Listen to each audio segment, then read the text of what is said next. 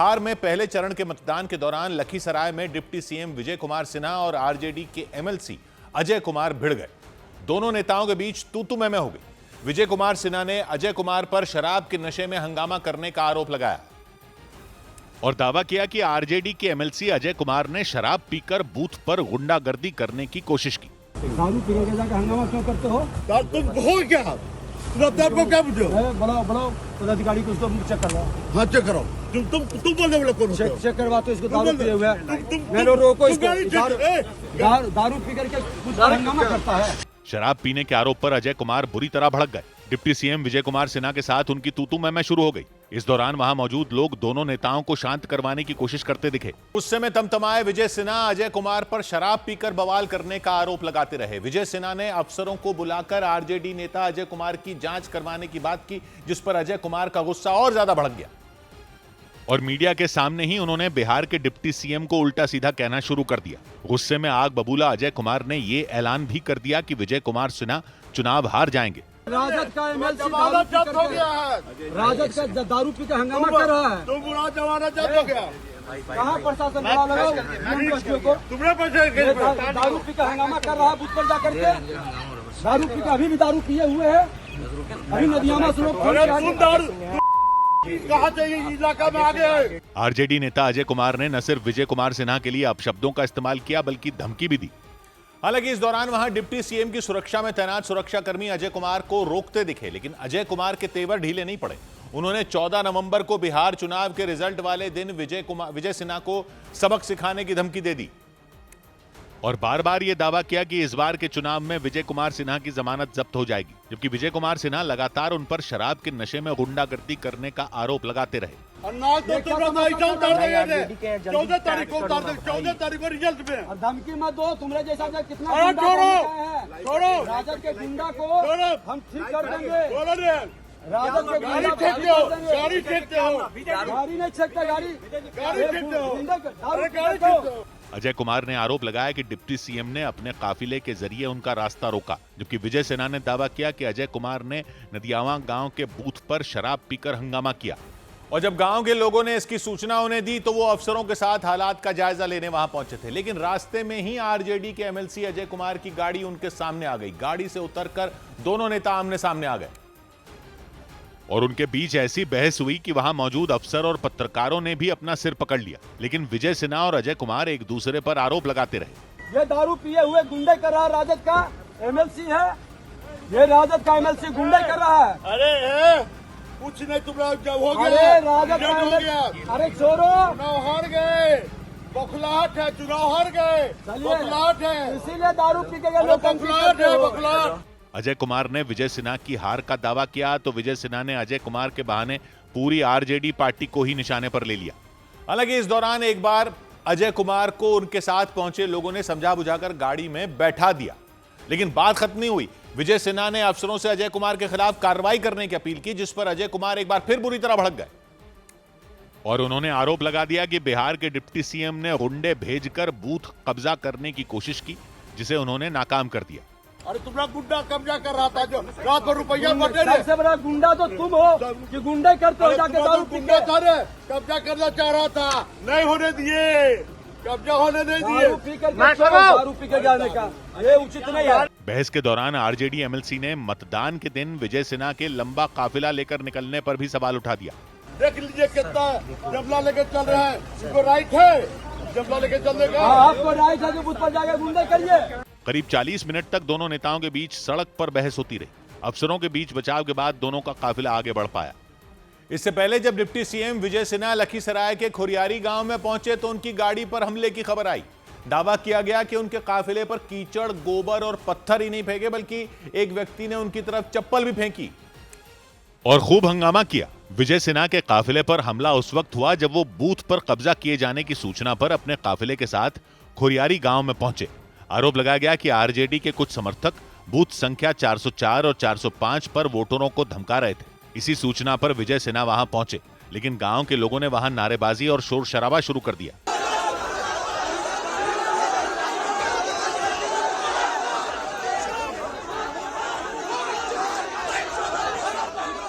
हंगामे को देखते हुए डिप्टी सीएम के काफिले की गाड़ियों को मोड़कर दूसरे रास्ते पर ले जाना पड़ा, क्योंकि नाराज लोग किसी भी कीमत पर उनके काफिले को आगे बढ़ने नहीं देना चाहते थे। सुरक्षा को ध्यान में रखते हुए डिप्टी सीएम के काफिले को आगे बढ़ने से रोक लिया गया, लेकिन खुरियारी गांव में प्रदर्शन कर रहे लोगों का गुस्सा शांत नहीं हुआ और उन्होंने घेर कर विजय सिन्हा की गाड़ी पर गोबर, कीचड़ और चप्पलों से हमला किया।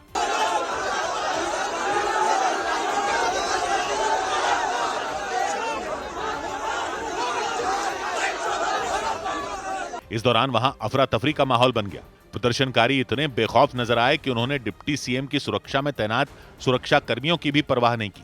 थोड़ी देर में और ज्यादा फोर्स बुलाए जाने के बाद गांव का माहौल शांत हो सका। डिप्टी सीएम के काफिले पर हमले की खबर मिलते ही लखीसराय के डीएम और एसपी भी खुरियारी गांव पहुंच गए और हालात को संभालने की कोशिश की। भारी संख्या में पुलिस और अर्धसैनिक बल के जवानों के मोर्चा संभालने के बाद गांव का माहौल शांत हो सका। इसके बाद विजय सिन्हा ने डीएम और पुलिस अफसरों के साथ गांव का दौरा किया। उन्होंने वहां बने पोलिंग बूथ पर जाकर हालात का जायजा लिया और पुलिस अफसरों को फटकार लगाई। हमला होने के बाद नाराज विजय सिन्हा ने पुलिस अधिकारियों को उपद्रवियों पर कार्रवाई करने का आदेश दिया।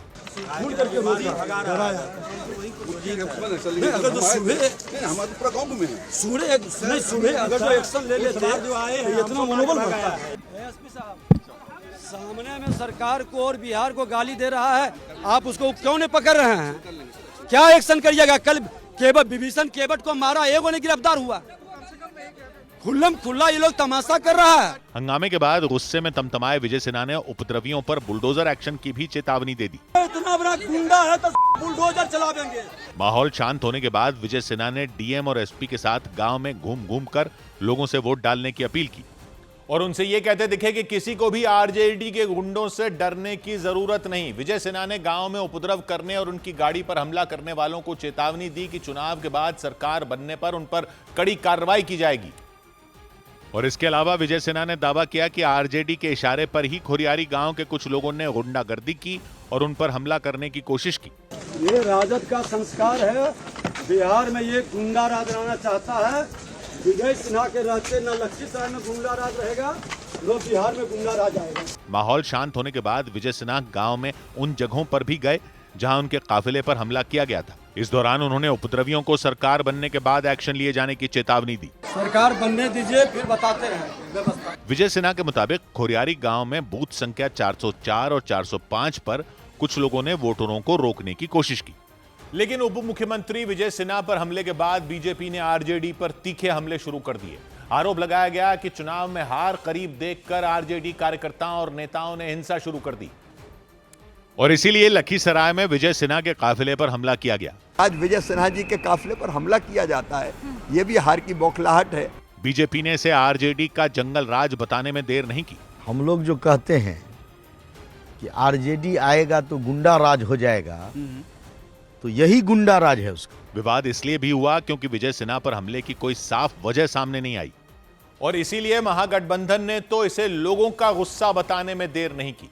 कांग्रेस ने लखीसराय में हुई घटना के पीछे की अलग ही कहानी बता दी और दावा किया कि वहां के लोग सरकार से नाराज थे, इसीलिए उप मुख्यमंत्री को लोगों के गुस्से का सामना करना पड़ा। चीफ मिनिस्टर इतनी सिक्योरिटी के साथ चलते हैं तो उन पे कोई कार्यकर्ता किसी दूसरे दल का नहीं निकला करेगा। जो मुझे रिपोर्ट मिल रही कि वहाँ की जनता उनसे बहुत नाराज थी, उसने अपना गुस्सा जाहिर किया। विपक्ष ने तो लखीसराय में विजय सिन्हा पर हुआ हमला महागठबंधन की होने वाली जीत का इशारा बता दिया, लेकिन महागठबंधन के दावे तब मजबूत हो गए जब लखीसराय के एसपी अजय कुमार ने हमले की बात से साफ इनकार कर दिया। उनके मुताबिक डिप्टी सीएम विजय सिन्हा के काफिले पर कोई हमला ही नहीं हुआ और लखीसराय में शांति से मतदान चलता रहा। उनके मुताबिक वहां के कुछ लोगों ने खराब सड़क के लिए डिप्टी सीएम के सामने नाराजगी जताई। जब ये उन्होंने गए वहाँ पे तो चूंकि रोड वहाँ बहुत खराब था, खराब कंडीशन में, तो जल जमाव है, टूटा फूटा है, तो इसका विरोध ग्रामीणों के द्वारा किया में विरोध था कि गोबर के छींटे उनके शीशे, गाड़ी के शीशे पे पड़ी है। जबकि विजय सिन्हा ने दावा किया था कि आरजेडी कार्यकर्ताओं ने उन पर हमला किया था। यानी एसपी अजय कुमार ने साफ कर दिया कि विजय सिन्हा पर हमला हुआ ही नहीं, बल्कि खराब सड़क होने की वजह से लोगों ने उनके सामने विरोध जताया था, जिसका साफ मतलब यह हुआ कि बिहार के उप मुख्यमंत्री की बात को लखीसराय के एसपी ने ही बेबुनियाद बता दिया। जबकि विजय सिन्हा ने तो यहां तक कहा था कि उनकी कार पर पत्थर फेंके गए थे। पर पत्थर फेंके गए, चप्पल फेंके होते तो कहीं न कहीं क्रैक तो होता है। कहीं कहीं टूटने की तो होती है, कहीं नहीं, सिर्फ गोबर के दाग धब्बे हैं, इसके अलावा कुछ नहीं है। एसपी अजय कुमार की बात का इशारा विजय सिन्हा की कार की तस्वीरों में भी साफ मिला। कार पर टूट फूट का कोई निशान नहीं मिला। लेकिन एसपी अजय कुमार के इस बयान के बाद तो विजय सिन्हा भड़क उठे। उन्होंने लखीसराय के एसपी अजय कुमार की नीयत में ही खोट बता दिया और एसपी अजय कुमार को झूठा तक कह दिया। एसपी कह रहे हैं कि कोई पथराव की घटना नहीं हुई, कोई ईंट पत्थर फेंका नहीं गया, कीचड़ लगी है वो जो वहाँ पर रोड की है। बाकायदा उन्होंने ऑफिशियल बयान जारी किया है। ये झूठ बोल रहा है, अकर्मण्य एसपी है, इसकी मानसिकता नकारात्मक शुरू से रहा है। यानी बिहार में एसपी और डिप्टी सीएम आमने सामने आ गए। लेकिन विवाद इसलिए बड़ा हो गया क्योंकि विजय सिन्हा पर हमले की खबर के बाद बीजेपी ने आरजेडी पर हमले का आरोप लगाया था। बीजेपी ने इस घटना के बाद जंगल राज की बात शुरू कर दी थी। इसीलिए विजय सिन्हा ने लखीसराय के एसपी को घेरने में देर नहीं की। उनके मुताबिक एसपी के सामने ही लोग उनसे उलझ गए थे। काफी देर के बाद एसपी आए, फिर हम लोगों ने गया, उनके सामने भी गाली गलौज बक रहा था, हंगामा कर रहा था। और दुर्भाग्य है कि इस तरह की अराजकता उत्पन्न करने वाले पर ये लोग कार्रवाई क्यों नहीं की है। यानी लखीसराय में हुई घटना पर बिहार की पुलिस ही बिहार के डिप्टी सीएम की थ्योरी को झूठा बताने लगी। उधर बिहार के दरभंगा में वोटिंग के दौरान जमकर बवाल हो गया। बिहार के दरभंगा में जाले विधानसभा क्षेत्र में बने एक मतदान केंद्र पर कांग्रेस और बीएसपी के पोलिंग एजेंटों के बीच विवाद के बाद भारी हंगामा हो गया। इस दौरान दोनों तरफ से पत्थरबाजी भी हुई। बाद में पुलिस ने 2 लोगों को हिरासत में ले लिया। बिहार की महुआ विधानसभा सीट पर वोटिंग के दौरान एक व्यक्ति पर ईवीएम की फोटो खींचने का आरोप लगा। इसके बाद पुलिस ने उसे गिरफ्तार कर लिया। महुआ विधानसभा सीट से तेज प्रताप यादव चुनाव लड़ रहे हैं। बिहार दौरे पर गए गृह मंत्री अमित शाह ने मधुबनी जिले के बेनीपट्टी में उच्चैठ भगवती मंदिर में पूजा की। इसके अलावा उन्होंने चुनावी रैली को संबोधित किया। इस दौरान उन्होंने विपक्ष पर जमकर निशाना साधा। उधर बिहार के सीवान जिले में गोरियाकोठी विधानसभा सीट पर हुई वोटिंग के दौरान बुर्के पर बड़ा बवाल खड़ा हो गया। वहां के एक बूथ पर बीजेपी प्रत्याशी और मौजूदा विधायक देवेश कांत सिंह पहुंच गए और उनका उस बूथ पर जबरदस्त विरोध हुआ।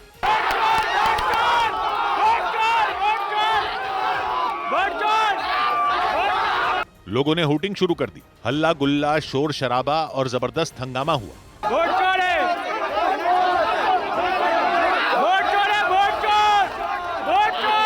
भीड़ का गुस्सा देखकर वहां मौजूद पुलिस और सुरक्षा कर्मियों के भी हाथ पांव फूलने लग गए।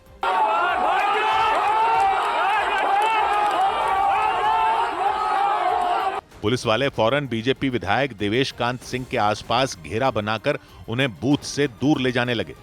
और बताया गया ये हंगामा तब शुरू हुआ जब बीजेपी विधायक ने मुस्लिम महिला वोटरों का बुर्का हटाकर जांच करने की मांग की। वहां मौजूद बीजेपी विधायक के समर्थकों ने भी उनकी इस बात का समर्थन किया, लेकिन उनकी इस बात पर वहां मौजूद कुछ लोग भड़क गए।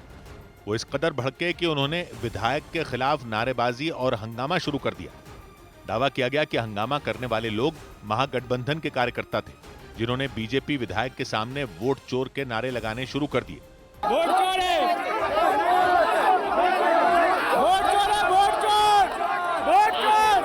इस हंगामे की वजह से मतदान केंद्र पर अफरा तफरी मच गई। लेकिन सीवान जिले के उस बूथ पर हुए हंगामे के बाद बुर्के का मुद्दा फिर सुर्खियों में आ गया। वोटिंग से पहले ही चुनाव आयोग ने कहा था कि जरूरत पड़ने पर जांच के लिए बुर्का हटाया जा सकता है और इसलिए वोटरों की जांच के लिए मुस्लिम महिला वोटरों का बुर्का हटाने की मांग को बीजेपी ने जायज ठहराया। बुर्का नहीं उठता है जब एयरपोर्ट पर जाते हैं? क्या ये बुर्का नहीं उठता है जब आधार बनाने जाते हैं, जब ये हवाई जहाज यात्रा करते हैं? चुनाव आयोग ने पहले ही साफ कर दिया था कि जरूरत पड़ने पर जांच के लिए महिला मतदाताओं का बुर्का हटवाया जा सकता है। उधर वोटिंग के दौरान आरजेडी ने पटना के दानापुर विधानसभा क्षेत्र में वोटरों को रोके जाने का आरोप लगा दिया। आरजेडी ने सोशल मीडिया पर एक वीडियो डालकर आरोप लगाया कि गंगा नदी में नावों का परिचालन रोके जाने की वजह से हजारों वोटर फंस गए और आरजेडी ने इन्हीं आरोपों के साथ चुनाव आयोग से इस मामले में दखल देने की अपील कर दी। आरजेडी ने सोशल मीडिया पर जो वीडियो डाला उसमें भारी संख्या में लोग दानापुर के नसीरगंज घाट पर इकट्ठा दिखे। लगभग 10,000 की संख्या में वोटर बाहर एकदम परेशान है। प्राइवेट सारी नाव बंद कर दी गई प्रशासन के द्वारा। आरोप लगाया गया कि प्रशासन ने वोटरों को रोकने के लिए प्राइवेट नावों का संचालन रोक दिया। ये हालात है, जबरन लोगों के मत के अधिकार को रोका जा रहा है।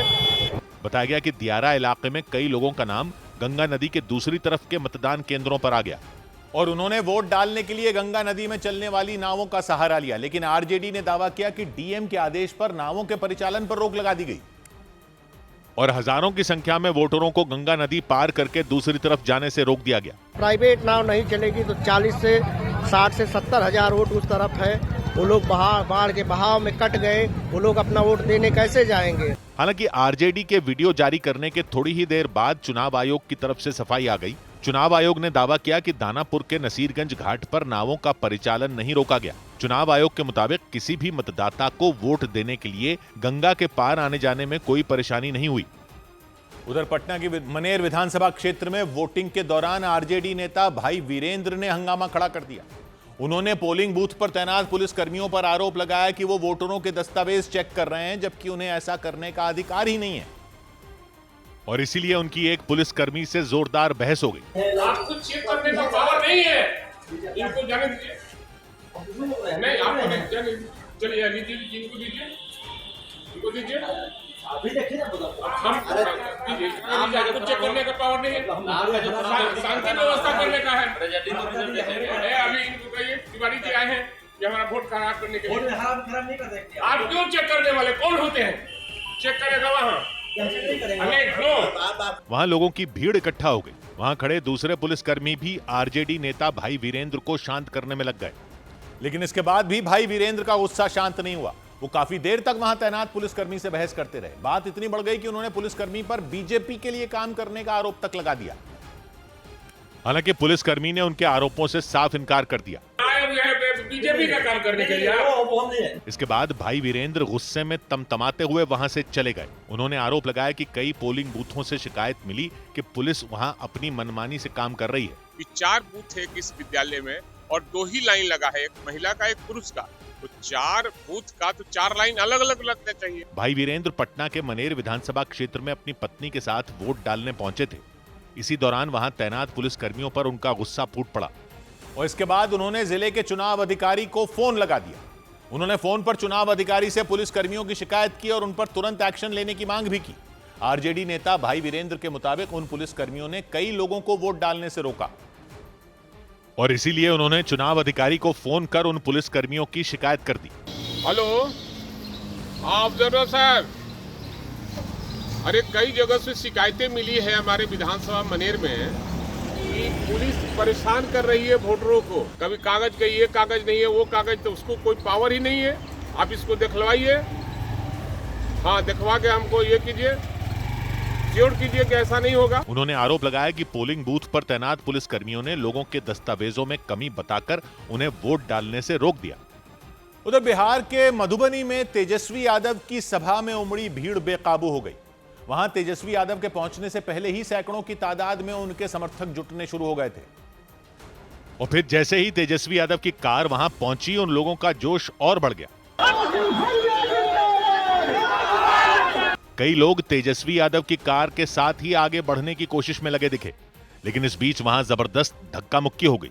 पीछे की तरफ खड़े लोगों ने आगे बढ़ने की कोशिश की, जिससे आगे की तरफ खड़े कई लोग तो दबने के कगार तक पहुंच गए और इसी वजह से वहां हालात बिगड़ गए। भीड़ में कई लोग तो इस वजह से घायल भी हो गए, क्योंकि तेजस्वी यादव के वहां पहुंचते ही धक्का मुक्की बढ़ गई और उसमें कई लोगों को चोटें आईं। किसी का पैर मुड़ गया तो किसी के हाथ में चोट आई। वहां मौजूद एक समर्थक तो पैर में मोच आने के बाद एक झंडा अपने पैर पर कसकर बांधता दिखा। तेजस्वी यादव को देखने के लिए उमड़ी भीड़ ने वहां रखी कुर्सियां तोड़ डाली। उनमें कई लोग उन कुर्सियों पर खड़े हो गए, जिससे वो कुर्सियां टूट गईं। प्लास्टिक की कुर्सियों का कचूमर निकल गया। बताया गया कि तेजस्वी यादव ने मंच पर पहुंचने के बाद लोगों को शांत कराया, तब कहीं जाकर यह हंगामा थमा। उधर बिहार के दरभंगा में कुछ मतदान केंद्रों पर लोगों ने चुनाव का बहिष्कार कर दिया। बिहार के दरभंगा में कुशेश्वर स्थान विधानसभा क्षेत्र में 4 मतदान केंद्रों पर लोगों ने वोट नहीं डाला। उन्होंने सड़क न बनने पर गुस्सा जाहिर करते हुए मतदान का बहिष्कार कर दिया। दिल्ली के नजदीक हरियाणा के फरीदाबाद में पुलिस ने एक छात्रा पर गोली चलाने के आरोपी को मुठभेड़ के बाद गिरफ्तार करने का दावा किया। 3 नवंबर को 12वीं की छात्रा लाइब्रेरी से घर लौट रही थी, तभी आरोपी ने गोली चला दी थी। पुलिस ने आरोपी के पास से हथियार भी बरामद कर लिया। गुजरात के सूरत जिले के बड़े बोरसरा गांव में एक टायर फटने से हड़कंप मच गया। हादसा उस वक्त हुआ जब एक व्यक्ति अपनी दुकान में टायर का पंक्चर बना रहे थे, तभी वो अचानक फट गया। हादसे में वो व्यक्ति बाल बाल बच गए। उधर बिहार की राजधानी पटना में बाहुबलियों के टक्कर वाली मानी जाने वाली मोकामा विधानसभा सीट का फैसला भी ईवीएम में कैद हो गया। इस सीट पर बीते 35 साल से बाहुबली नेता अनंत सिंह और उनके परिवार का दबदबा रहा है। वो जेडीयू की टिकट पर लड़ रहे हैं, लेकिन चुनाव से महज एक हफ्ते पहले उन्हें हत्या के एक मामले में जेल भेज दिया गया। और मोकामा में अनंत सिंह का मुकाबला आरजेडी प्रत्याशी वीणा देवी से माना जा रहा है। वीणा देवी बाहुबली नेता सूरजभान सिंह की पत्नी है। वोट डालने से पहले सूरजभान सिंह और उनकी पत्नी ने मंदिर में जाकर पूजा की। इस दौरान वीणा देवी ने जेडीयू प्रत्याशी अनंत सिंह के उस बयान पर जवाब दिया जो उन्होंने जेल जाने से पहले दिया था। तो अनंत सिंह कह रहे हैं कि अब हर व्यक्ति अनंत मान के तू तो चाहते हैं बनाने, लेकिन हम लोग बिना देवी बनाएंगे, बिना देवी काम करेंगे। बिहार की राजधानी पटना की मोकामा विधानसभा सीट इस चुनाव की सबसे हॉट सीटों में एक बताई गई। और पहले चरण के लिए हुए मतदान के दौरान इस सीट के उम्मीदवारों की किस्मत ईवीएम में बंद हो गई। बिहार में चुनाव की शुरुआत से ही मोकामा का नाम सुर्खियों में छाया रहा। और तो और वोटिंग से एक हफ्ते पहले ही वहां हुए दुलारचंद यादव हत्याकांड के बाद तो मोकामा की चर्चा पूरे देश में हो गई। दुलारचंद यादव प्रशांत किशोर की पार्टी जन सुराज पार्टी के समर्थक थे। 30 अक्टूबर को चुनाव प्रचार के दौरान उन्हें सरेआम गोली मार दी गई थी। बाद में इलाज के दौरान उन्होंने अस्पताल में दम तोड़ दिया था। दुलारचंद की हत्या के आरोप में जेडीयू प्रत्याशी अनंत सिंह समेत 3 लोगों को गिरफ्तार कर सलाखों के पीछे भेजा जा चुका है। लेकिन इस हत्याकांड की वजह से मोकामा ही नहीं बल्कि पूरे बिहार की सियासत उबल पड़ी। और बिहार में लालू प्रसाद यादव के शासनकाल को जंगल राज बताने वाला एनडीए विपक्ष के निशाने पर आ गया। मुख्यमंत्री नीतीश कुमार की पार्टी जेडीयू बीजेपी के नेतृत्व वाले एनडीए में सहयोगी है।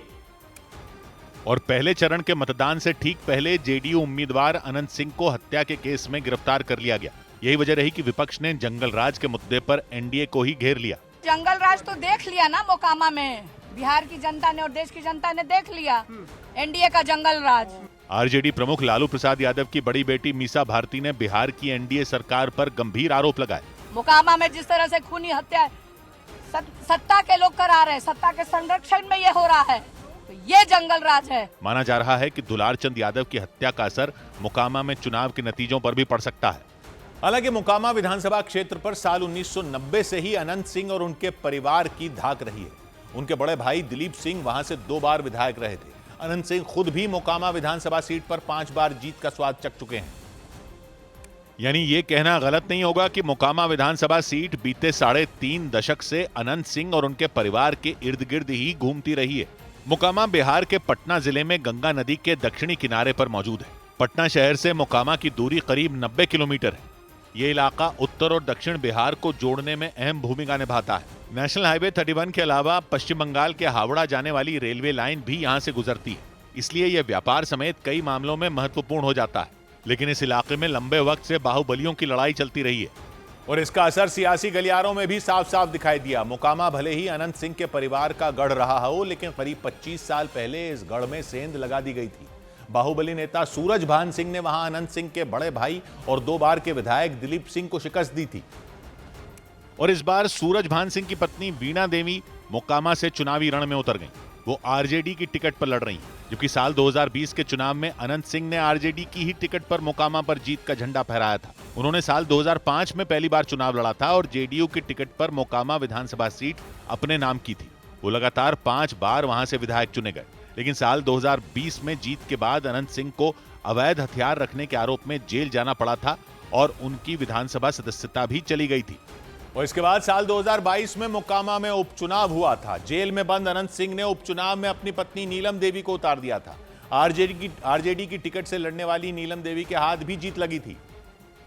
यानी जेल जाने के बाद भी मोकामा विधानसभा क्षेत्र में अनंत सिंह की पकड़ कमजोर नहीं हुई थी।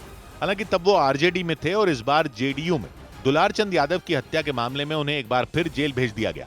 छोटे सरकार के नाम से मशहूर 58 साल के अनंत सिंह पर हत्या और डकैती समेत 38 से ज्यादा केस दर्ज हैं, जबकि उनके मुकाबले में खड़ी आरजेडी प्रत्याशी वीणा देवी के पति और बाहुबली नेता सूरजभान सिंह पर भी 26 आपराधिक मामले दर्ज हैं।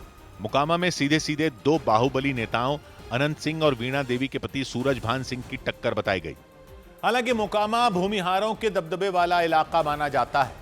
सूरजभान सिंह और अनंत सिंह दोनों नेता ऐसी जाति से ताल्लुक रखते हैं। मोकामा के अलग अलग इलाकों पर उनकी मजबूत पकड़ मानी जाती है। लेकिन माना जा रहा है कि चुनाव से ठीक पहले अनंत सिंह का जेल जाना उनके खिलाफ जा सकता है। हालांकि उनके जेल जाने के बाद चुनाव प्रचार की कमान केंद्रीय मंत्री ललन सिंह ने संभाल ली थी, लेकिन उनके एक विवादास्पद बयान की वजह से चुनाव आयोग को भी एक्शन लेना पड़ा था। एक आदमी नेता है तो चुनाव के दिन उनका घर से निकले मत ही उनका घर में पास कर दी। ललन सिंह के इस बयान पर आरजेडी वोटिंग वाले दिन भी हमलावर रही। वो क्या कह रहे हैं कि गरीबों को घर में बंद कर दो, उनको वोट नहीं देने दो, तो ये जंगल राज है। हालांकि जंगल राज पर मोकामा की जनता का फैसला ईवीएम में कैद हो गया। उधर बिहार के वैशाली में दो दलों के समर्थकों के बीच झड़प के बाद जमकर हंगामा हुआ। बताया गया कि मतदान के दौरान उनके बीच झगड़ा हो गया। इसके बाद सीएपीएफ के जवानों ने उन्हें शांत करवाने की कोशिश की तो कुछ लोगों ने जवानों पर ही हमला कर दिया और वो लोग जवानों पर पत्थर से हमला करते दिखे। इस दौरान वहां अफरा तफरी मच गई। रुक जाओ, हट जाओ सर। हंगामे का मामला वैशाली जिले के महनार विधानसभा क्षेत्र के जंदाहा के एक मतदान केंद्र पर हुआ। आरोप लगा कि आरजेडी के प्रत्याशी मतदान केंद्र पर आ गए। इस पर बवाल मच गया। उसके द्वारा भीड़ को उकसाया गया और सीएपीएफ पर जो है सो हमले का प्रयास किया गया। इससे पहले वहां से आरजेडी उम्मीदवार ने प्रशासन पर पक्षपात करने का आरोप लगाया। बिना मतलब का हाथ चला है, ये सब जो है प्रशासन कर रहा है। उन्होंने जेडीयू उम्मीदवार पर पुलिस से उनके समर्थकों को पिटवाने का आरोप लगाया, जिस पर हंगामा बढ़ गया। इधर यूपी के आगरा में शादियों में चोरी करने वाले आरोपियों के पोस्टर लगाए गए।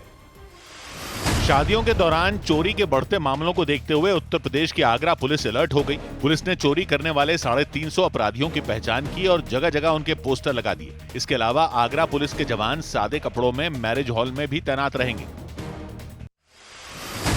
3700 करोड़ के वोट बाई घोटाले में मुख्य आरोपी विजेंद्र हुड्डा के घर और कॉलेज पर ईडी की टीम ने छापेमारी की। यूपी के मेरठ और मवाना में हुई छापेमारी के दौरान घर के दरवाजे पर ताला लगा मिला। इसके बाद अधिकारियों ने पहले चाबी बनाने वाले को बुलाया और फिर ताला खोलकर जांच की। राजस्थान के जयपुर से गिरफ्तार किए गए एक मौलवी पर आरोप लगा कि वो पिछले 4 साल से आतंकी संगठन टीटीपी के संपर्क में थे। उनके अलावा 4 और लोगों को भी गिरफ्तार किया गया। दावा किया गया कि मौलवी उनका ब्रेन वॉश कर रहे थे। इधर बिहार के भोजपुर में अगियाओं विधानसभा क्षेत्र के एक गांव में लोगों ने सड़क न होने की वजह से मतदान का बहिष्कार कर दिया। इस वजह से वहां के कुसमुही गांव में बने मतदान केंद्र पर एक भी वोटर नहीं पहुंचा। लोगों ने आरोप लगाया कई बार मांग करने के बाद भी उनके गांव में सड़क बनी ही नहीं और इस मुद्दे पर गुस्साए लोगों ने मतदान नहीं किया। गांव में सड़क न होने पर भड़के लोगों ने मतदान केंद्र जाने के बजाय जमकर नारे लगाए। गांव वालों के मुताबिक हर चुनाव में सड़क का मुद्दा उठाया गया, लेकिन किसी भी राजनीतिक दल ने उनकी समस्या दूर नहीं की। जनप्रतिनिधि कसम खाते हैं और चले जाते हैं, बोलते हैं कि हमको वोट दीजिए, पहला काम कुसमी में हम करेंगे। अगियाओं विधानसभा क्षेत्र के कुसमुही गांव में मतदान के बहिष्कार की खबर मिलते ही चुनाव अधिकारी लोगों को समझाने पहुंच गए, लेकिन गांव वालों पर इसका कोई असर नहीं हुआ। सड़क के मुद्दे पर वो इतने गुस्से में दिखे कि उन्होंने मतदान केंद्र पर जाने से साफ इनकार कर दिया। इस बीच गांव के कुछ लोगों ने सड़क के नाम पर घोटाले का भी आरोप लगाया और उन लोगों ने दावा किया कि अधिकारियों और ठेकेदारों की मिलीभगत से बड़ा घोटाला किया गया। गांव वालों के मुताबिक सड़क बनाने के लिए पैसे भी मिले, लेकिन इसके बावजूद सड़क नहीं बन पाई। ये प्रधानमंत्री रोड जो है कागज में ठेकेदार पीच करके पैसा खा गया है। बताया गया कि उन लोगों ने जिस सड़क के लिए मतदान का बहिष्कार किया वो दूसरे इलाकों में जाने के लिए एकमात्र रास्ता है और आसपास के भी कुछ गांव वाले उसी सड़क का इस्तेमाल करते हैं।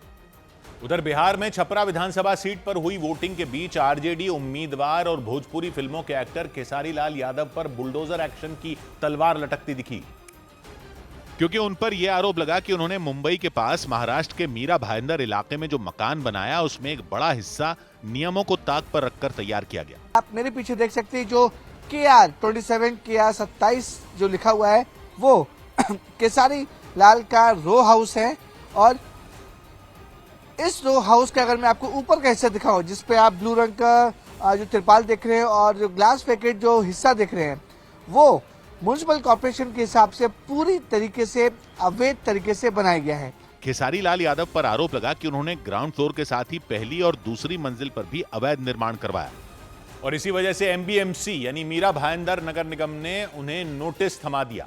नगर निगम ने खेसारी लाल यादव को यह हिदायत दी कि वो खुद ही मकान के अवैध हिस्से को तोड़ लें। और MBMC यानी मीरा भाईंदर नगर निगम के मुताबिक अगर वो ऐसा नहीं करते हैं तो फिर उनके खिलाफ कड़ी कार्रवाई की जाएगी। हालांकि जब नगर निगम की टीम उनके मकान पर पहुंची तो वहां गार्ड के अलावा कोई नहीं था। नोटिस दे के गए उनको, अभी अपन ने तो पढ़े नहीं सर, अब उनको ही मालूम है क्या दिया वो नोटिस में लिख के सर। तो अभी घर में कोई नहीं है। गार्ड के मुताबिक खेसारी लाल यादव और उनका परिवार करीब महीने भर से बिहार में ही है, क्योंकि खेसारी लाल यादव बिहार की छपरा विधानसभा सीट से चुनाव लड़ रहे हैं और उन्हें चुनावी मैदान में लालू यादव की पार्टी RJD ने उतारा है। छपरा विधानसभा सीट BJP का गढ़ मानी जाती है। यह इलाका बिहार के सारण प्रमंडल में आता है। क्योंकि बिहार के नक्शे पर देखें तो बिहार के बीचों बीच गंगा नदी बहती है और छपरा उसी गंगा नदी के उत्तर में है, यानी ऊपर की तरफ। अगर उत्तर प्रदेश से बिहार की तरफ चलें तो गंगा के उत्तर में यह पहला प्रमंडल है और इसी सारण प्रमंडल में छपरा विधानसभा सीट भी आती है। यह विधानसभा सीट BJP का गढ़ मानी जाती है, क्योंकि पिछले 3 चुनावों में इस सीट पर BJP के उम्मीदवार ही जीत दर्ज करते रहे हैं। BJP नेता CN गुप्ता तो 2015 और 2020 यानी लगातार 2 बार यहां से चुनाव जीतकर विधायक बने थे। वही यहां के मौजूदा विधायक हैं। हालांकि BJP ने मौजूदा विधायक के बजाय छोटी कुमारी को मैदान में उतारा। वो और खेसारी लाल यादव दोनों ही इस विधानसभा सीट से पहली बार चुनाव लड़ रहे हैं और इसी वजह से छपरा विधानसभा सीट की लड़ाई दिलचस्प मानी जा रही है, क्योंकि इस बार वहां RJD और BJP दोनों ने ही नए चेहरों पर दांव लगाया। BJP ने वहां के मौजूदा विधायक CN गुप्ता की जगह छोटी कुमारी पर भरोसा जताया, तो वहीं लालू यादव की पार्टी RJD ने भोजपुरी फिल्मों के एक्टर खेसारी लाल यादव को टिकट दी। RJD को उम्मीद है कि खेसारी लाल यादव अपने चेहरे के बल पर छपरा विधानसभा सीट पर जीत हासिल कर सकते हैं। बहुत ज्यादा मतदान हो रहा है और लोग अपने बच्चों के भविष्य के लिए वोट कर रहे हैं। छपरा विधानसभा सीट पर पहले चरण में मतदान हुआ, जिसके बाद दोनों ही प्रत्याशियों ने जीत का भरोसा जताया। लेकिन इस बीच मुंबई के पास महाराष्ट्र के मीरा भाईंदर इलाके में मौजूद उनके मकान पर बुलडोजर चलाए जाने का खतरा मंडराने लगा। खेसारी लाल यादव पर यह आरोप लगा कि उन्होंने अपने मकान को बनवाते वक्त नियमों का ध्यान नहीं रखा और छपरा विधानसभा सीट पर हुई वोटिंग के बीच यह मुद्दा और गर्मा गया। ऊपर से मीरा भाईंदर इलाके से प्रताप सरनायक ने यह चेतावनी भी दे दी कि अगर खेसारी लाल यादव ने नगर निगम के नोटिस का जवाब न दिया तो उनके खिलाफ कड़ा एक्शन भी लिया जा सकता है। अगर इलीगल नहीं है तो उन्होंने वो डॉक्यूमेंट साफ अंदर करने चाहिए। अगर नहीं रहेगी तो कोई बात नहीं, अगर रहेगा तो कॉर्पोरेशन को कार्रवाई करी जाएगी, उनके ऊपर बुलडोजर चलेगा। इस बीच ये आरोप भी लगे कि RJD का प्रत्याशी होने की वजह से खेसारी लाल यादव के खिलाफ ये कार्रवाई की गई। हालांकि प्रताप सरनायक ने इन आरोपों को सिरे से नकार दिया। लेकिन जब इस मामले में खेसारी लाल यादव से सवाल पूछा गया तो उन्होंने इसे भगवान की मर्जी बता दिया। हालांकि इस दौरान न तो उन्होंने अवैध निर्माण की बात स्वीकार की और न ही इसे बदले की कार्रवाई बताया। लेकिन जब वो इसका जवाब दे रहे थे तब उनकी आवाज में हताशा जरूर नजर आई। अगर सर भगवान को वही मंजूर होगा तो मुझे क्या बोल सकता हूँ, बट ठीक है, सपनों का महल है। मीरा भाईंदर नगर निगम ने जो नोटिस जारी किया उसमें यह भी लिखा गया कि अगर नगर निगम की कार्रवाई के बाद वो अवैध हिस्सा तोड़ा गया तो उसका खर्च भी खेसारी लाल यादव को ही देना होगा। उधर बिहार के मुजफ्फरपुर में कुछ लोगों ने RJD के समर्थकों पर मारपीट का आरोप लगाया। उनके मुताबिक वो BJP प्रत्याशी के लिए वोट मांग रहे थे, तभी RJD के समर्थकों ने बेरहमी से उनकी पिटाई कर दी और पिटाई की वजह से एक व्यक्ति बुरी तरह घायल हो गए। उन्होंने आरोप लगाया कि RJD के समर्थकों ने डंडे से उनकी पिटाई की।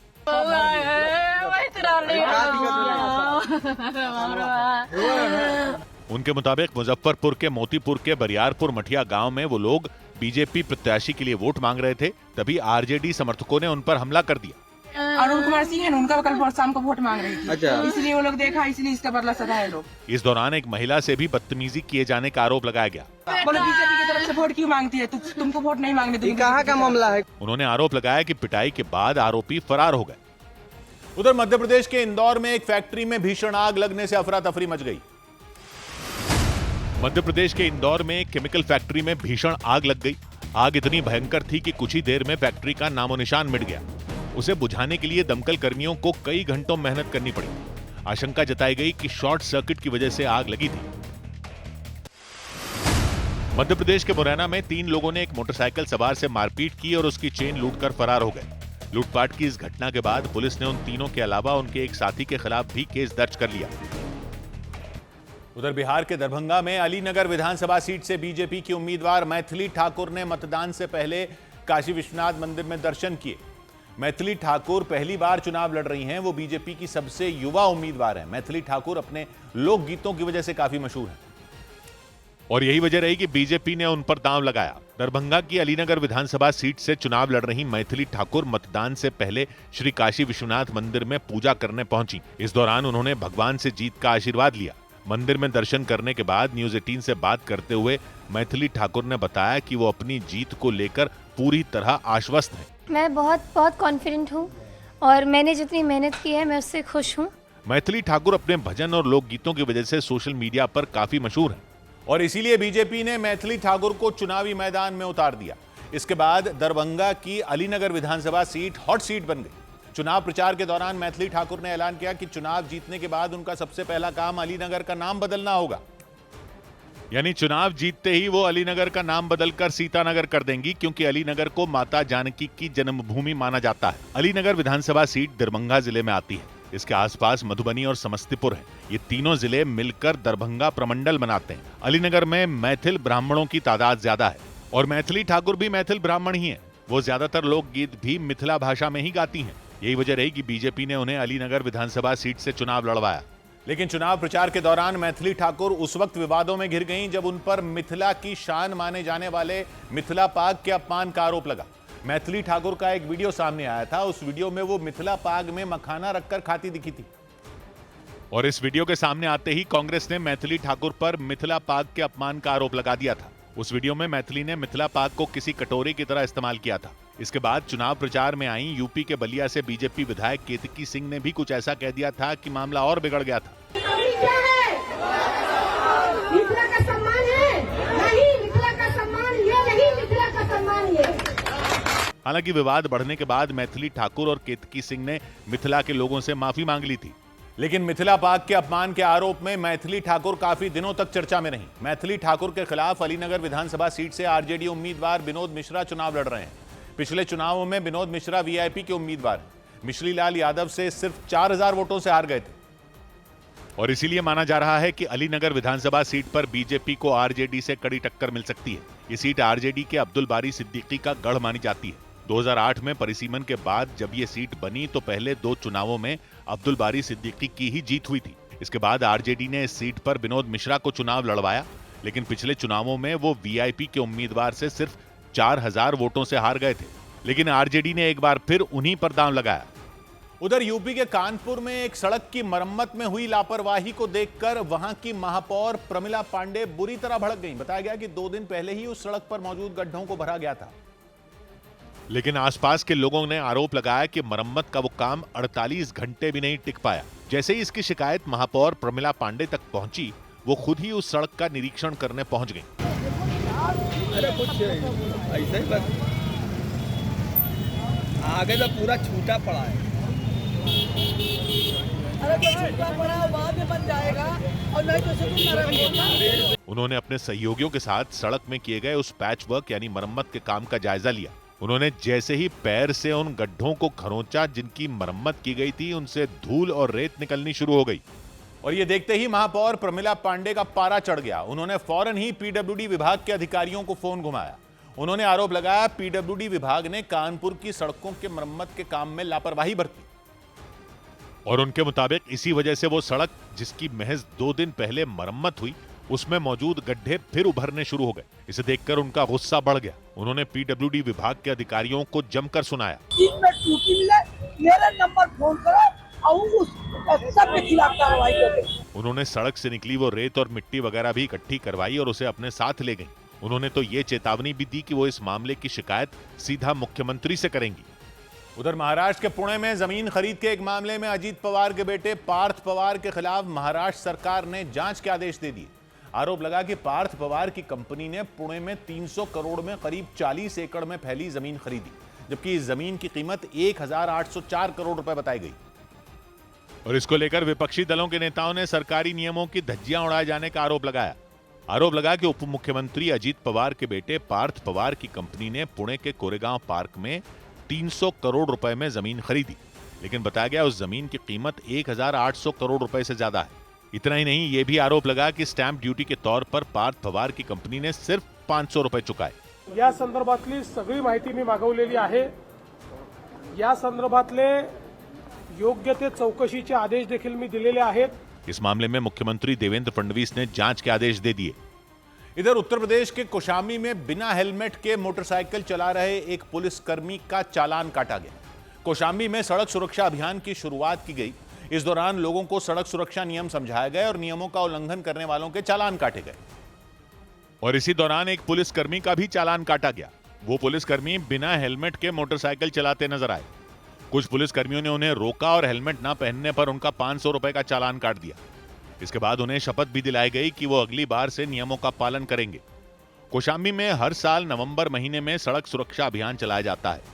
इस अभियान में कौशाम्बी के डीएम भी शामिल हुए। आम जो स्वास्थ्य बीमारियां हैं उससे भी उतनी मृत्यु नहीं होती जितनी एक्सीडेंट से मृत्यु होती है। उन्होंने लोगों से सड़क सुरक्षा नियमों का पालन करने की अपील की। उधर उत्तर प्रदेश के हापुड़ में गंगा कार्तिक मेले में उस वक्त हड़कंप मच गया जब मेले से लौट रहे कुछ श्रद्धालुओं ने पुलिस वालों से मारपीट कर दी। बताया गया वो लोग ट्रैक्टर पर सवार होकर लौट रहे थे, तभी ड्यूटी पर तैनात पुलिस वालों से उनकी बहस हो गई और देखते ही देखते उन श्रद्धालुओं ने पुलिस वालों पर लाठियों से हमला कर दिया। वो सड़क के डिवाइडर पर खड़े होकर पुलिस वालों से मारपीट करते दिखे। देख क्या हाल हो रहा है, किसके लिए ड्यूटी कर रहे भाई? तो भाई बेइज्जती करोगे? हाथ छोड़ा यार, मुंह पे घूंसा बजाएं। मारपीट का ये मामला हापुड़ जिले के गढ़मुक्तेश्वर में हुआ। जानकारी मिली कि ट्रैक्टर सवार श्रद्धालु कार्तिक मेले से लौट रहे थे, तभी ट्रैफिक व्यवस्था देख रहे पुलिस कर्मियों ने उन्हें रोका। इसके बाद उन लोगों के बीच कहासुनी हो गई, लेकिन बात इतनी बढ़ गई कि उन श्रद्धालुओं ने पुलिस वालों पर हमला कर दिया। उन पर आरोप लगा कि मारपीट के दौरान उन लोगों ने एक पुलिसकर्मी की वर्दी तक फाड़ दी।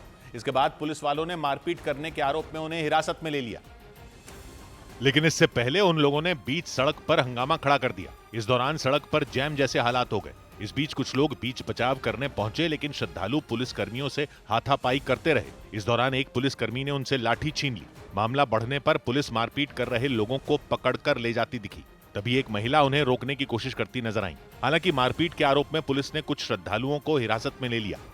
उधर राजस्थान के मदरसों में भी रोजाना राष्ट्रगीत वंदे मातरम गाने का फैसला लिया गया। राजस्थान सरकार ने फैसला लिया कि सरकारी स्कूलों और कॉलेजों के साथ मदरसों में भी राष्ट्रगीत वंदे मातरम रोजाना गाया जाएगा। राज्य सरकार के मुताबिक इससे मदरसों के विद्यार्थियों में देशभक्ति की भावना और एकता का संदेश जा सकेगा। जम्मू कश्मीर में आतंकी फंडिंग के मामले में ईडी की टीमों ने जम्मू और श्रीनगर में एक पूर्व मंत्री के कई ठिकानों पर छापेमारी की। बताया गया कि ड्रग्स की तस्करी के जरिए आतंकियों तक पैसा पहुंचाने के शक में ईडी की टीम ने यह छापेमारी की। मध्य प्रदेश के सिवनी में एक खेत में विशाल अजगर मिलने से दहशत मच गई। लोगों ने करीब 11 फीट लंबे उस अजगर को देखकर सांप पकड़ने वाले को बुला लिया। इसके बाद अजगर को पकड़ लिया गया और फिर उसे जंगल में ले जाकर छोड़ दिया गया। उधर गुजरात के सूरत में आवारा कुत्तों के हमले से बचने के लिए भाग रहे एक व्यक्ति की सड़क पर गिरने से मौत हो गई। बताया गया कि सड़क पर गिरने से वो बुरी तरह घायल हो गए, जिसके बाद उनके मोहल्ले के लोगों ने उन्हें अस्पताल में भर्ती करवाया, लेकिन तब तक उनकी मौत हो चुकी थी। और इससे पहले वो आवारा कुत्तों से बचने के लिए एक गली में भागते दिखे। इस दौरान एक साथ कई कुत्ते उनकी तरफ दौड़ पड़े। उन कुत्तों के डर से वो व्यक्ति एक सांस में भागते नजर आए। हालांकि कुछ दूर पीछा करने के बाद वो कुत्ते वहां से भाग गए, लेकिन भागने के दौरान सड़क पर गिरने से उस व्यक्ति की मौत हो गई। दिल दहला देने वाली घटना गुजरात के सूरत जिले के सैयदपुरा इलाके में हुई। वहां कुत्तों के हमले से बचने के दौरान हुई मौत से पूरे इलाके में हड़कंप मच गया।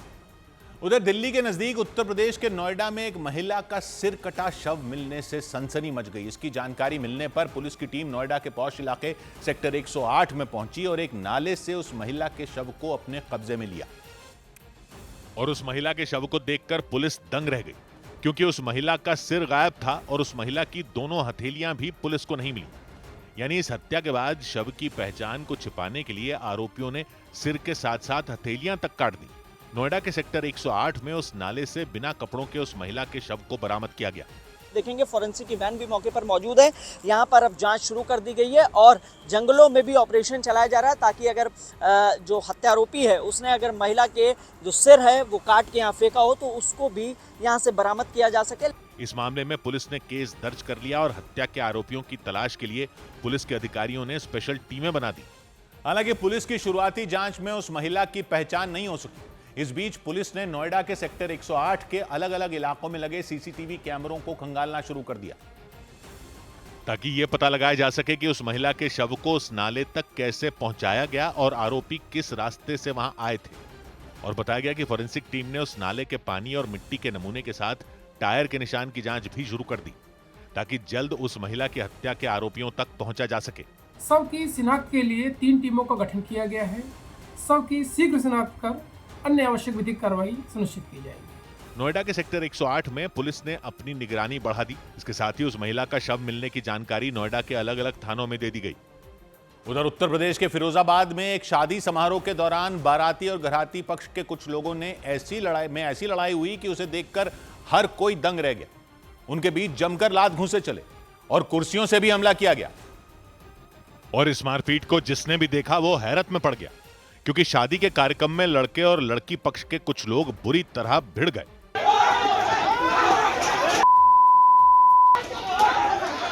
फिरोजाबाद की स्टेशन रोड के पास मौजूद जिस होटल में कार्यक्रम था उसके बाहर जमकर बवाल हुआ। हालांकि कुछ लोगों ने बीच बचाव की भी कोशिश की, लेकिन भड़के हुए लोग नहीं माने।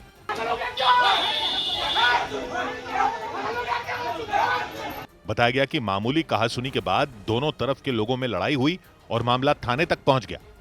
इधर राजस्थान के झुंझुनू में पार्किंग के झगड़े को लेकर 2 पक्षों में मारपीट हो गई। जानकारी के मुताबिक एक पक्ष के लोगों ने एक डिपार्टमेंटल स्टोर के सामने गाड़ी खड़ी कर दी। इस बात को लेकर उनकी दूसरे पक्ष से बहस हो गई और बात इतनी बढ़ गई कि वो मारपीट करते करते उस डिपार्टमेंटल स्टोर में घुस गए। पहले एक महिला अंदर घुसी और एक व्यक्ति को मारने लग गई। उनके पीछे पीछे एक व्यक्ति भी अंदर आए।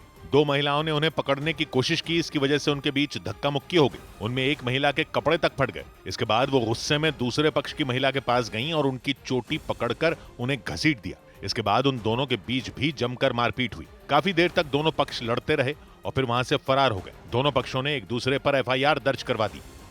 उधर उत्तर प्रदेश के फिरोजाबाद में उस वक्त हंगामा हो गया जब वहां 2 ऑटो रिक्शा में गायों की हड्डियों से भरी बोरियां मिलने का दावा किया गया। चौंका देने वाला मामला फिरोजाबाद के बसई मोहम्मदपुर थाना क्षेत्र का रहा और वहां कुछ लोगों ने गायों की हड्डियों की तस्करी करने के आरोप में 2 ऑटो रिक्शा चालकों को घेर लिया। इन ऑटो का पीछा किया है। मेरे गौ सेवकों ने सभी ने इनका पीछा किया है। जब ये ऑटो हमने आके यहाँ पकड़े हैं और इनमें गायों की हड्डियां आती हैं, ताजी हड्डियां आ रही हैं इसमें गायों की। वो ऑटो रिक्शा फिरोजाबाद के बसई मोहम्मदपुर थाना क्षेत्र में पकड़े गए। जानकारी मिलते ही वहां भीड़ जमा हो गई और हंगामा शुरू कर दिया गया। लोगों ने आरोपियों के खिलाफ एक्शन की मांग की। ये जो हड्डियां जहां जाती है वहां का पता लगाया जाए, जहां से आती हैं उसका भी पता लगाया जाए। इन ऑटो वालों को और इनके साथ में जो इनको किसी को ना छोड़ा जाए। बवाल बढ़ने पर पुलिस ने केस दर्ज कर लिया और जांच शुरू कर दी। इधर खबर है कि आईपीएल टीम आरसीबी जल्द ही बिक सकती है। खबर है कि IPL team royal Challengers Bengaluru 2026 के आईपीएल से पहले बिक सकती है। फिलहाल इस टीम का मालिकाना हक यूनाइटेड स्पिरिट्स नाम की कंपनी के पास है। सूत्रों के मुताबिक यूनाइटेड स्पिरिट्स अगले आईपीएल से पहले टीम को बेचना चाहती है। विश्व कप जीतने वाली भारतीय महिला टीम की खिलाड़ियों ने दिल्ली में प्रधानमंत्री से मुलाकात की। इस दौरान खिलाड़ी हरलीन देओल ने प्रधानमंत्री की चमकदार त्वचा के बारे में उनसे सवाल किया। मेरे को आपकी स्किन केयर रूटीन पूछना है। आप बहुत ग्लो करते हो सर।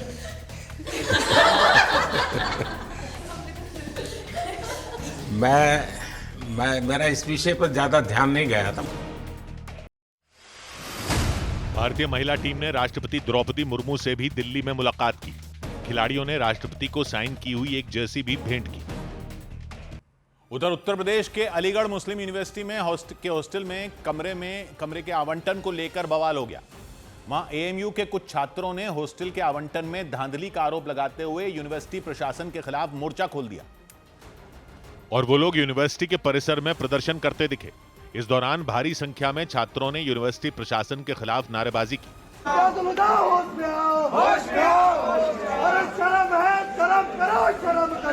वहां नारेबाजी कर रहे छात्रों ने आरोप लगाया कि अलीगढ़ मुस्लिम यूनिवर्सिटी में हॉस्टल के आवंटन में धांधली की गई।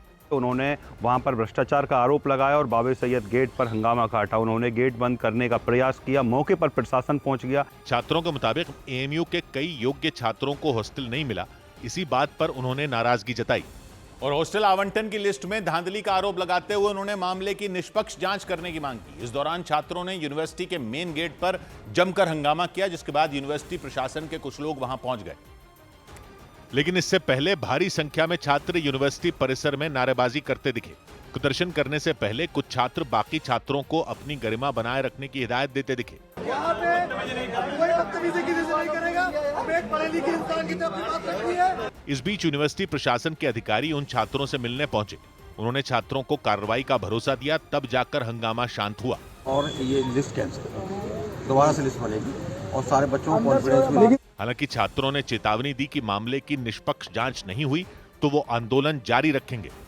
उधर आंध्र प्रदेश के बापटला में एक तेज रफ्तार मोटरसाइकिल और ट्रक के बीच भीषण टक्कर हो गई। दिल दहला देने वाली इस घटना में मोटरसाइकिल पर सवार 2 लड़कों की मौत हो गई। हादसे के बाद ट्रक का ड्राइवर वहां से फरार हो गया। हादसे के वक्त उनकी बाइक की रफ्तार काफी तेज थी और वो सीधा सामने से जा रहे ट्रक से टकरा गई। टक्कर इतनी जबरदस्त थी कि बाइक पर बैठे दोनों लड़के हवा में उछल गए। उनका सिर ट्रक से टकरा गया। उस वक्त उन्होंने हेलमेट नहीं पहन रखा था। उन दोनों के जमीन पर गिरने के बाद वहां कुछ लड़के मोटरसाइकिल से पहुंचे। उन्होंने उनको उठाने की बहुत कोशिश की, लेकिन उनके शरीर में कोई हरकत नहीं हुई। इस बीच कुछ और लोग भी मदद के लिए पहुंचे, लेकिन तब तक उन लड़कों की मौत हो चुकी थी। राहुल गांधी ने वोट चोरी के आरोपों के दौरान हरियाणा की जिस महिला का जिक्र किया था, उनके मतदाता पहचान पत्र के सीरियल नंबर में गड़बड़ी मिली।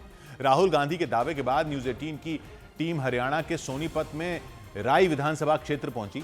इसी इलाके की एक महिला का नाम राहुल गांधी ने एक दिन पहले लिया था।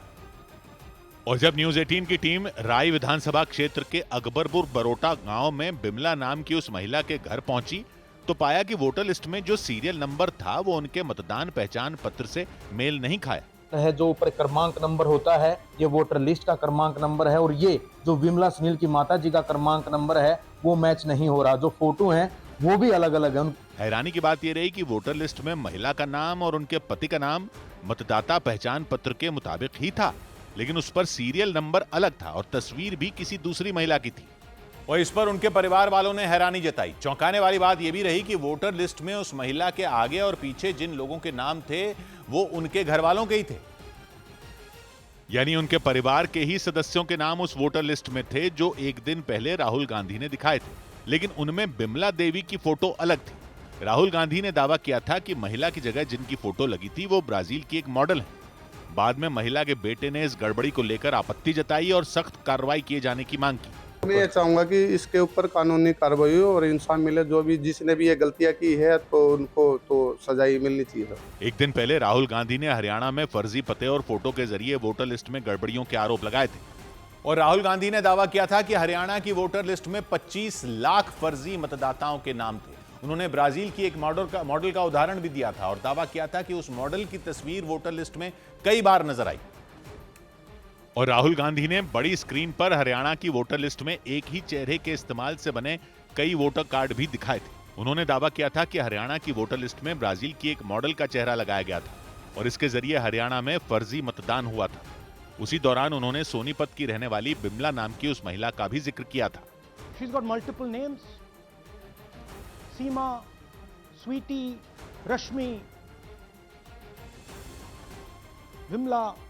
राहुल गांधी ने यह भी दावा किया था कि इस तरह के मतदाता पहचान पत्रों के जरिए पूरे हरियाणा में करीब 12% वोट फर्जी तरीके से डाले गए थे। और राहुल गांधी ने ब्राजील की जिस मॉडल का नाम अपनी प्रेस कॉन्फ्रेंस में लिया था वो रातों रात सुर्खियों में आ गई। इसके बाद उनकी तलाश शुरू कर दी गई तो पता चला कि ब्राजील की रहने वाली उस महिला का नाम लारिसा नेरी है। उन्होंने भारत की वोटर लिस्ट में अपनी तस्वीर देखकर हैरानी जताई, क्योंकि राहुल गांधी ने दावा किया था कि ब्राजील की उस मॉडल की तस्वीर का इस्तेमाल हरियाणा की वोटर लिस्ट में 22 बार किया गया था। She votes 22 times in Haryana. And she votes in 10 different booths in Haryana. उनकी इस प्रेस कॉन्फ्रेंस के बाद वो महिला अचानक सुर्खियों में आ गई। पता चला कि वो ब्राजील की रहने वाली लारिसा नेरी हैं, जो हेयर ड्रेसर हैं। उन्होंने सोशल मीडिया के जरिए खुद इसकी जानकारी दी, लेकिन साथ ही इस बात पर हैरानी भी जताई कि उनकी तस्वीर का इस्तेमाल भारत की वोटर लिस्ट में कैसे हो गया। और इसके साथ ही ब्राजील की उस महिला ने दावा किया कि उनके घर पर लोगों का तांता लगना शुरू हो गया।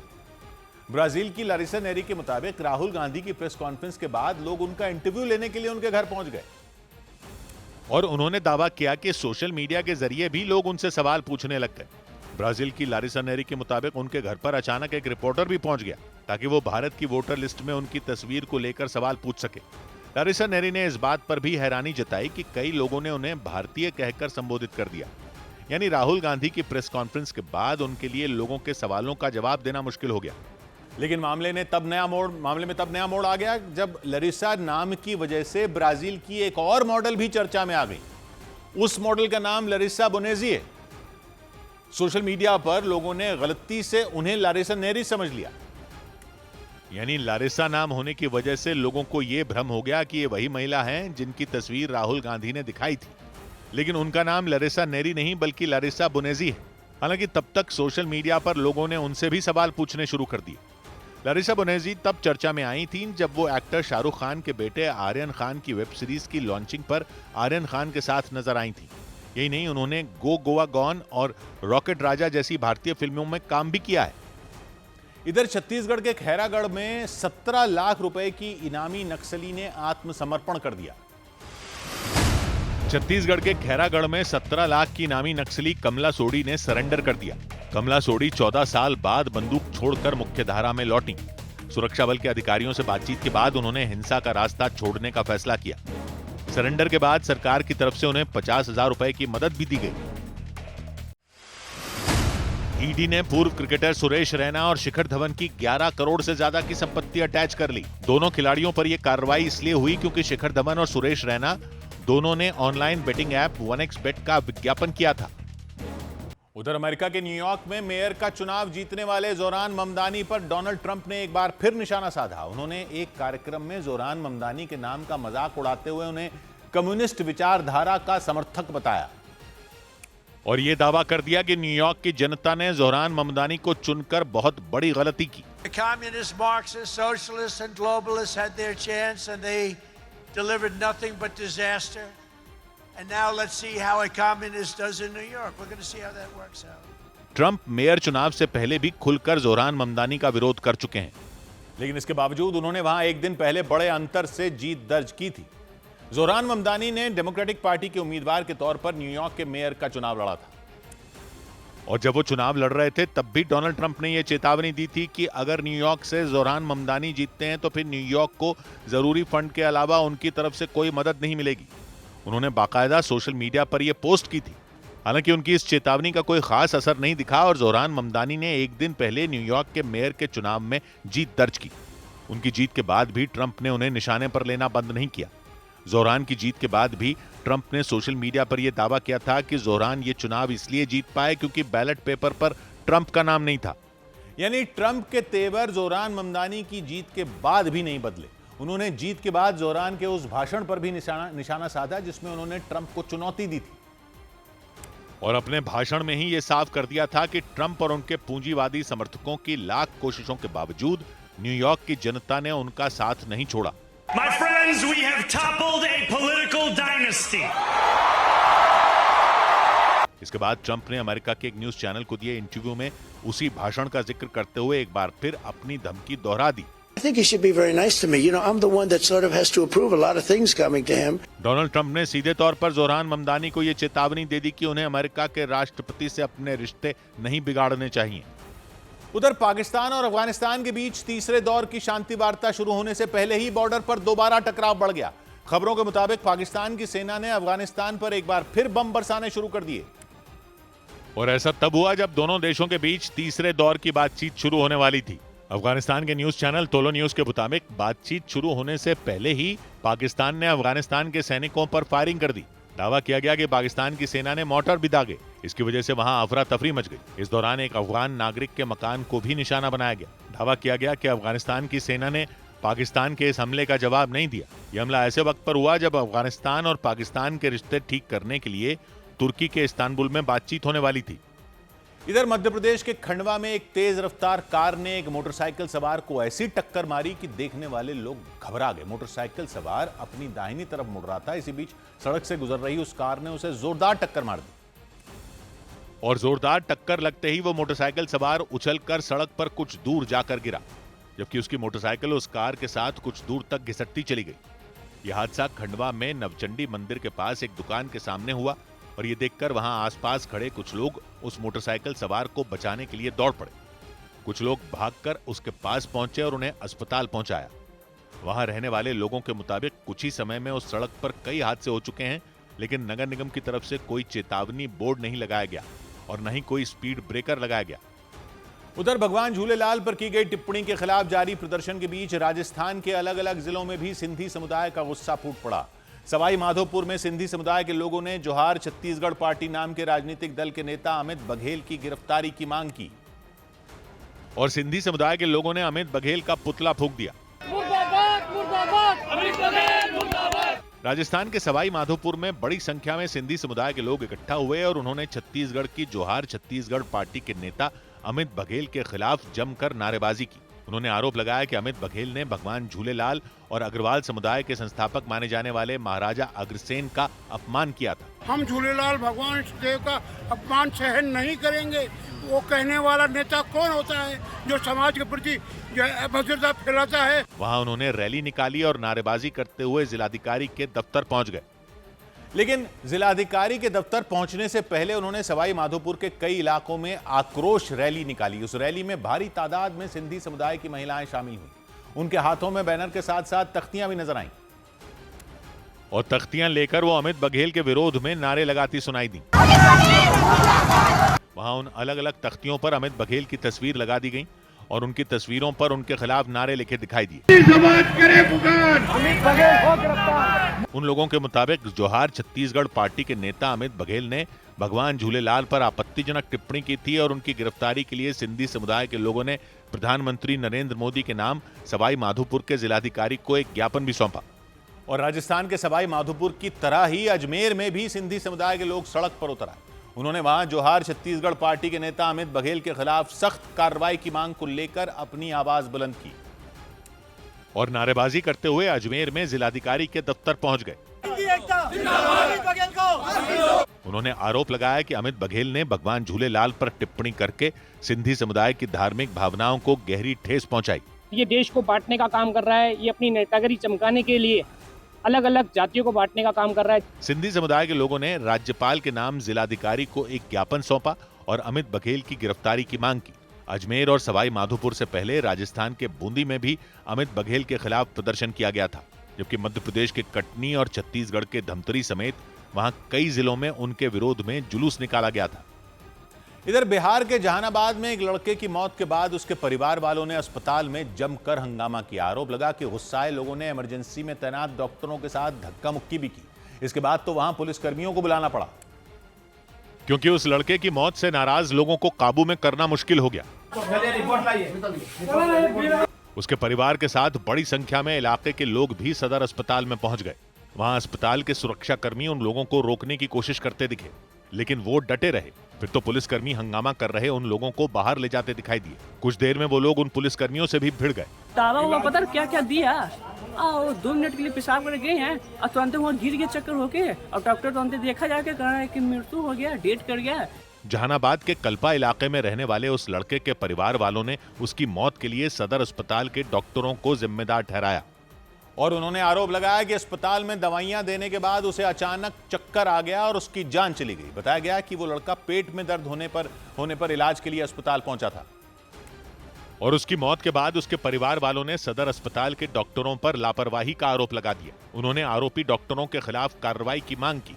हंगामे के बीच जहानाबाद के पूर्व सांसद जगदीश शर्मा सदर अस्पताल पहुंच गए। उन्होंने उस लड़के के परिवार से मुलाकात की और उन्हें समझाने की कोशिश की। बोर्ड बना के पोस्टमार्टम होगा और हम लोग अपने स्तर से ह्यूमन राइट कमीशन है, डॉक्टर अगर गलती करेगा तो उसके खिलाफ भी एक्शन होता है। पूर्व सांसद जगदीश शर्मा ने उसके परिवार के लोगों को शांत कराया और इस मामले में निष्पक्ष जांच कराने की मांग की।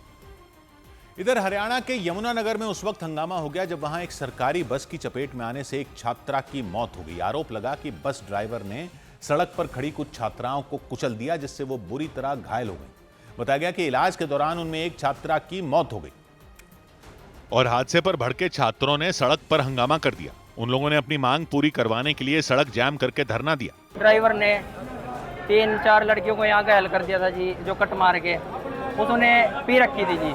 हरियाणा के यमुनानगर जिले के प्रतापनगर इलाके में हादसे की खबर मिलने पर प्रशासन के अधिकारी वहां पहुंचे। उन्होंने छात्रों से बात की, तब जाकर हंगामा शांत हुआ। मांग रखी गई कि बसों की सर्विस बढ़ाई जाए। उन्होंने जो जो टाइम की डिमांड की उस टाइम के अनुसार सेवाएं बढ़ाई जा चुकी हैं। इस दौरान उन्होंने बस के ड्राइवर को सस्पेंड करने की बात कही। इसके अलावा हादसे का शिकार हुए छात्रों को मुआवजा दिलवाने का भरोसा दिया। उधर अमेरिका सीरिया में अपने सैनिकों की संख्या बढ़ाएगा। अमेरिका ने सीरिया की राजधानी दमिश्क में एयरबेस पर सैन्य मौजूदगी बढ़ाने का फैसला लिया। न्यूज एजेंसी रॉयटर्स के मुताबिक सीरिया और इजरायल के बीच सुरक्षा समझौते को ध्यान में रखते हुए अमेरिका ने यह फैसला लिया। दिल्ली के नजदीक उत्तर प्रदेश के ग्रेटर नोएडा में पुलिस ने मारपीट के आरोप में कुछ लोगों को हिरासत में ले लिया। आरोप लगा कि उन लोगों ने एक घर में घुसकर मारपीट की और उन पर फायरिंग करने का भी आरोप लगा। उधर उत्तर प्रदेश में मथुरा के बांके बिहारी मंदिर में उस वक्त हड़कंप मच गया जब कुछ पुलिस कर्मियों और श्रद्धालुओं में मारपीट हो गई। पुलिस के मुताबिक उस मंदिर में भीड़ को काबू में करने के दौरान उन श्रद्धालुओं ने हेड कांस्टेबल से मारपीट की, जिसके बाद उनके खिलाफ शिकायत दर्ज की गई क्योंकि वो पुलिस कर्मियों से धक्का मुक्की करते नजर आए। इस दौरान कुछ श्रद्धालु एक पुलिस कर्मी को घेर कर हाथापाई करते दिखे। इस बीच दूसरे पुलिस कर्मियों ने बीच बचाव किया।